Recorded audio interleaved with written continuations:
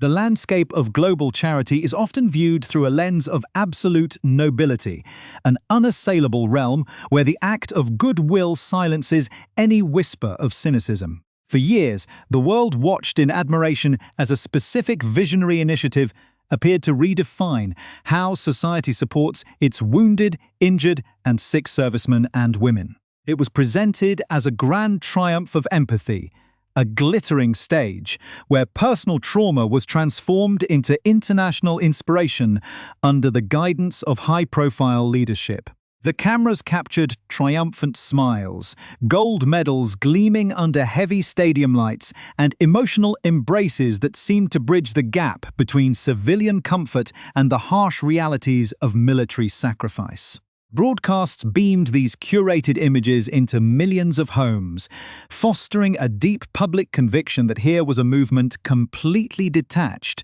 from the typical mechanics of institutional greed or personal ambition. Audiences eagerly embraced the narrative of a dedicated royal figurehead pouring his soul into a project that gave voice to the forgotten casualties of modern warfare, creating an enduring legacy that would remain unshakable for decades to come. Yet beneath this polished exterior of roaring crowds and inspirational speeches,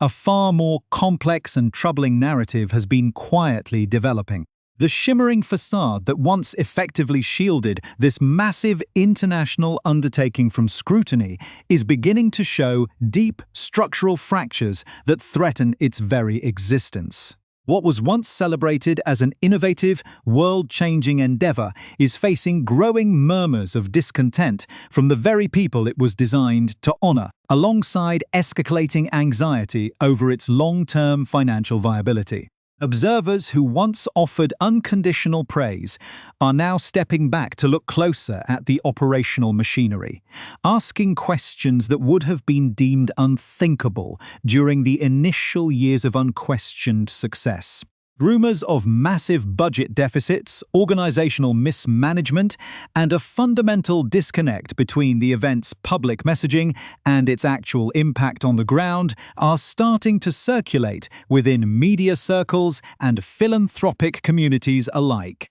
The whispered concerns are no longer just about standard administrative growing pains, but about a profound systemic crisis that could cause the entire structure to collapse under its own immense weight. To fully comprehend how such a celebrated institution arrived at this critical juncture, one must look closely at the fragile nature of modern's celebrity-driven philanthropy and the hidden costs of keeping an international movement afloat. The public sees only the grand spectacle, the star-studded opening ceremonies, and the carefully timed press releases that emphasize unity and resilience. They do not see the frantic behind-the-scenes negotiations, the departing corporate sponsors who quietly refuse to renew their financial commitments, or the rising tensions amongst ZAR staff members who feel the core mission is being eclipsed by an insatiable need for personal brand promotion.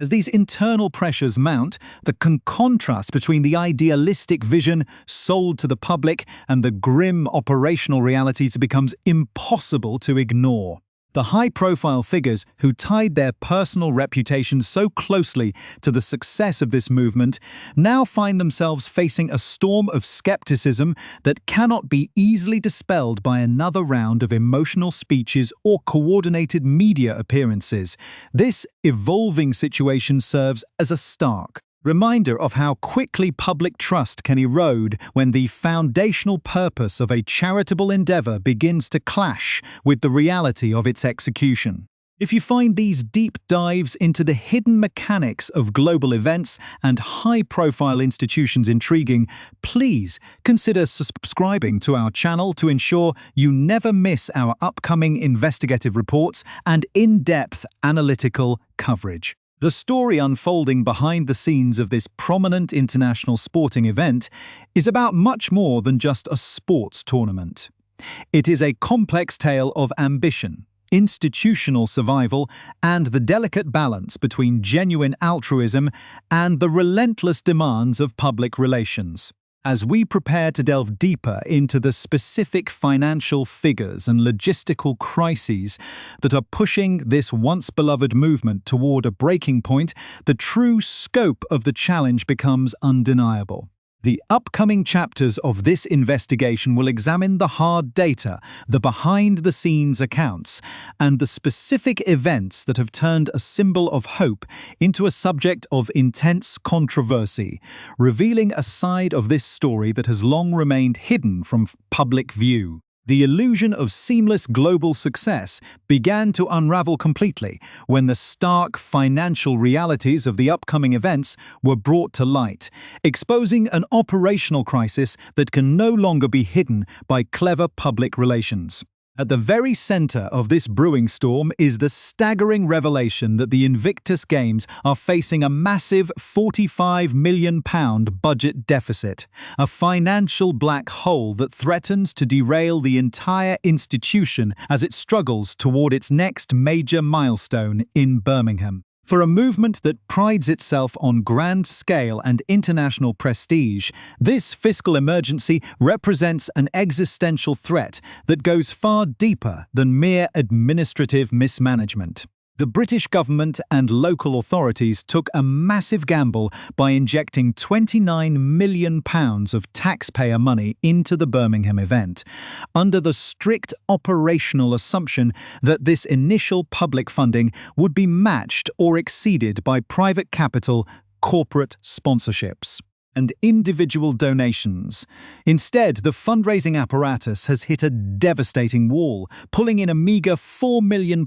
in actual corporate donations, leaving a gaping void that the organisation is utterly unprepared to fill. To make matters worse, major corporate entities that once provided vital financial lifelines, such as Deloitte, have shifted their support to in-kind services rather than direct cash injections, leaving the game starved of the liquid capital needed to pay for stadium rentals, massive logistics networks, and international security. This severe shortage of hard currency has triggered a profound staffing crisis behind the scenes, with organizational morale plunging to historic lows as workers and planners realize the monumental task ahead of them is completely unfunded. Insiders close to the project describe a chaotic operational environment where the remaining staff members are desperately trying to white-knuckle their way through the Birmingham event,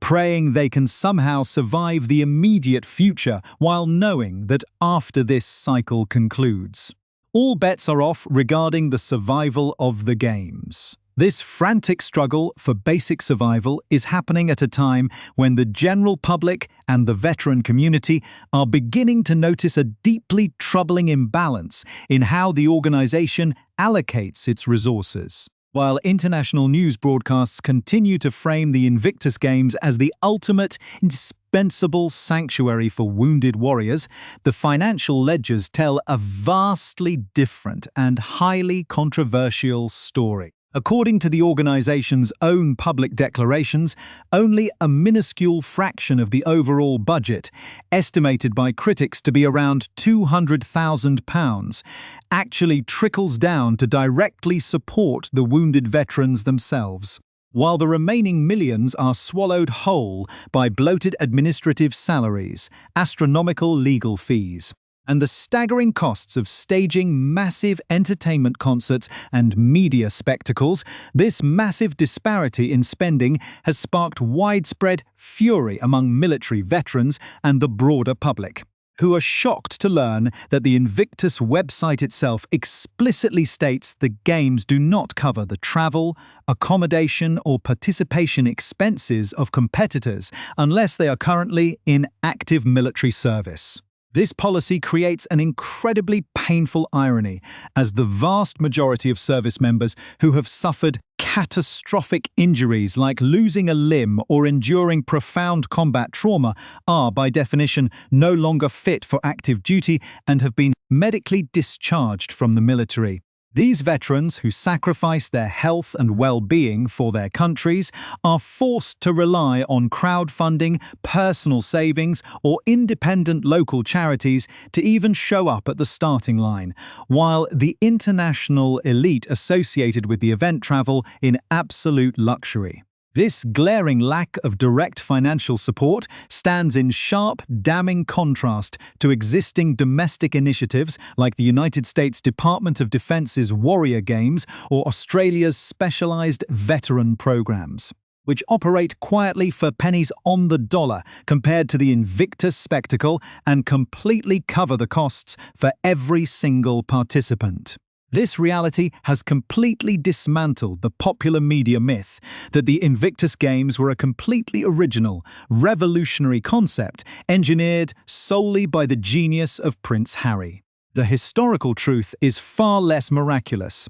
as the entire concept was essentially copied and pasted after the Duke of Sussex visited San Diego with the Biden family and witnessed the highly efficient pre-existing Warrior Games, using the sophisticated machinery of the royal palace to build a flashy global template around an idea he did not invent, as the realization spreads that the event has become a heavily commercialized, top-heavy corporate entity rather than a pure charitable endeavor. International backlash has grown increasingly fierce, particularly in countries that have previously hosted the spectacle. In Canada, public outrage boiled over when it was revealed that the Vancouver Whistler event racked up a mind-boggling bill of over 60 million Canadian dollars to accommodate a mere 540 competitors, leading citizens to openly question why their hard-earned tax dollars were being used to fund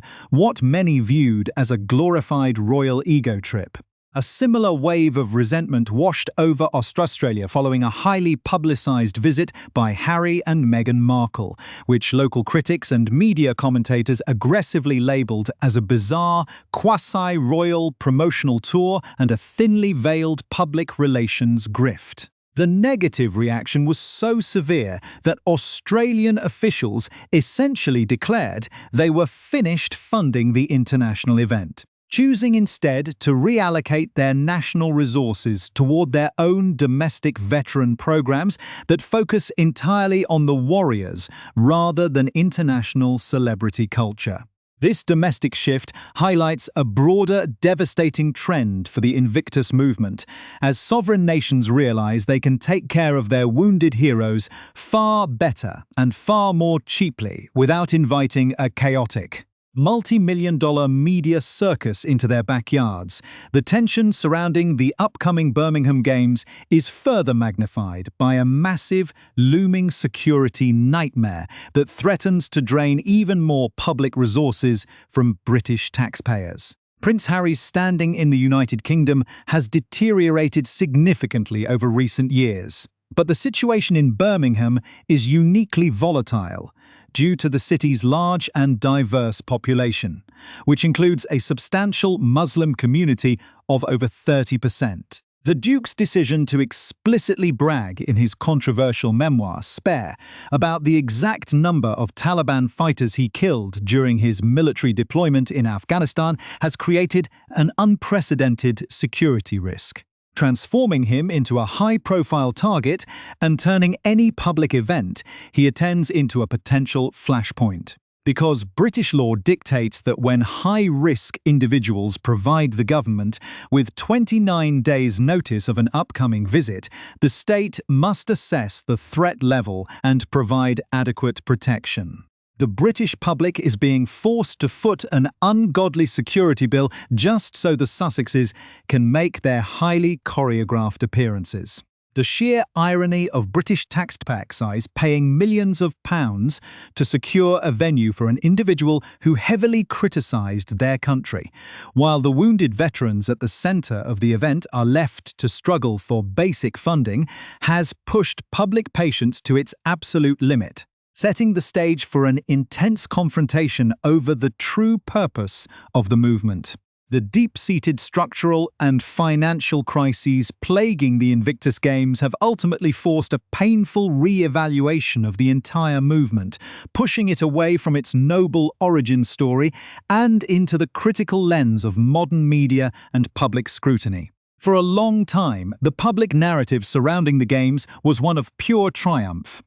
heavily reliant on old-school media practices, where a few carefully curated television broadcasts and glossy press releases could easily convince the world of an event's absolute success. In a pre-internet era, or before the widespread democratization of digital media, the clever illusions employed by the organizers would have gone completely unnoticed by the mainstream public. Today, however, the reality on the ground is instantly captured, recorded, and distributed by independent observers, spectators, and the veterans themselves, exposing a massive gap between the official marketing and the actual reality in the stadiums. Renowned investigative authors and journalists, such as Tom Bauer, have meticulously documented how the organizers frequently use classic stage management tricks to manufacture an atmosphere of overwhelming global interest.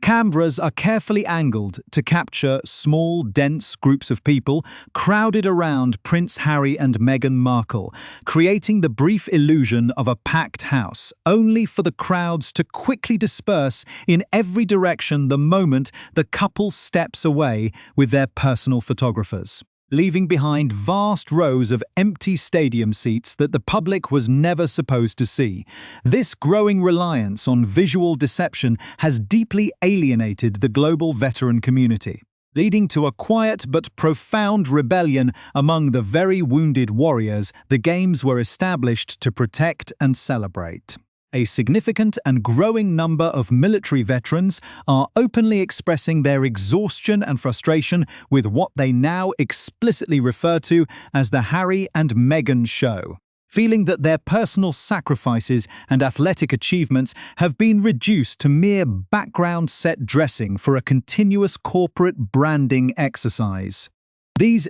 decorated service members who have survived the horrors of combat and fought through grueling physical rehabilitation are realizing that their stories are being used primarily to burnish the personal reputations of the ducal couple and to market their various commercial ventures and media partnerships. The profound sense of disillusionment stems from the stark contrast between the core values of military service, which emphasize humility, selflessness, and collective duty, and the relentless, hyper-individualistic celebrity culture that has completely consumed the modern Invictus apparatus. Veterans are increasingly stating that they would much rather participate in completely independent, low-key domestic sporting events that remain entirely unaffiliated with international celebrity drama, where the focus stays entirely on athletic rehabilitation, genuine camaraderie, and true respect for the fallen, without the burden of serving as a public relations shield for high-profile figures. To understand the full gravity of this institutional shift, one must look closely at the background of the figures involved and the complex history of how this project became so inextricably linked with personal ambition. When Prince Harry first launched the Games in London back in 2014, he did so with the immense institutional backing of the British Royal Foundation, drawing heavily on the unparalleled logistical expertise of seasoned palace officials who established a highly effective and disciplined operational template. During those early years, the project functioned smoothly as a brilliant piece of state-backed diplomacy, utilizing deep institutional connections to secure massive corporate sponsorships and unconditional public goodwill. However, following the dramatic operational split from the working royal family and the subsequent relocation to the United States, the management of the Games underwent a radical transformation, shifting from a disciplined public institution into an independent, top-heavy corporate entity that lacks the traditional guardrails of public accountability. Without the steady, grounding influence of the palace infrastructure,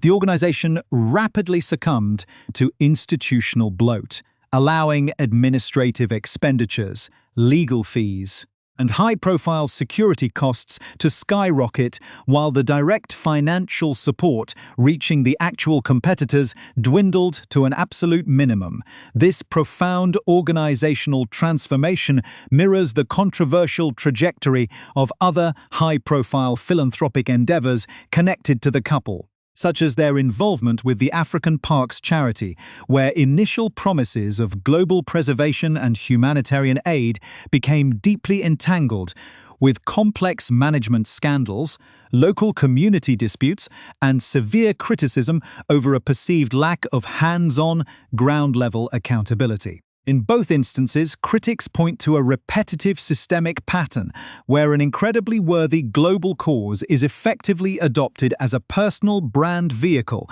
only for the day-to-day operational realities, local cultural sensitivities, and long-term financial sustainability to be neglected under the weight of an insatiable need for international media exposure and high-profile public appearances. The frequent, highly publicized pattern of Meghan Markle arriving late to the Games or departing early has also become a frequent subject of intense discussion among commentators who view it as a clear symbol of a fundamental lack of deep, enduring commitment to the actual sporting event and the veterans themselves, suggesting instead that the appearances are carefully timed to maximize media impact and fashion coverage before the grueling reality of the actual competition takes over as the international community looks past the upcoming Birmingham event. The long-term survival of the Invictus Games remains shrouded in deep uncertainty, with many experts predicting that the current model is completely unsustainable. The fundamental flaw of the modern Invictus movement lies in its insistence on maintaining a multi-million-dollar, stadium-scale international entertainment spectacle while failing to provide the basic, foundational financial security required to transport and house the wounded competitors who form the actual heart of the event. Sovereign nations are quickly realizing that they can honor their wounded heroes far more effectively, and with infinitely greater financial transparency, by investing in quiet, dignified domestic programs like the American Warrior Games, which completely eliminate the need for bloated celebrity salaries, astronomical legal disputes, and international security nightmares. The rapidly approaching financial and operational reckoning in Birmingham will likely serve as a historic turning point, forcing the global philanthropic community to acknowledge that true charity cannot survive when the needs of the vulnerable are entirely eclipsed by the commercial opportunities and public relations demands of its leadership. Ultimately, the story of this crisis stands as a powerful cautionary tale for the modern era, proving that no matter how noble a charitable cause may be, it can never remain completely immune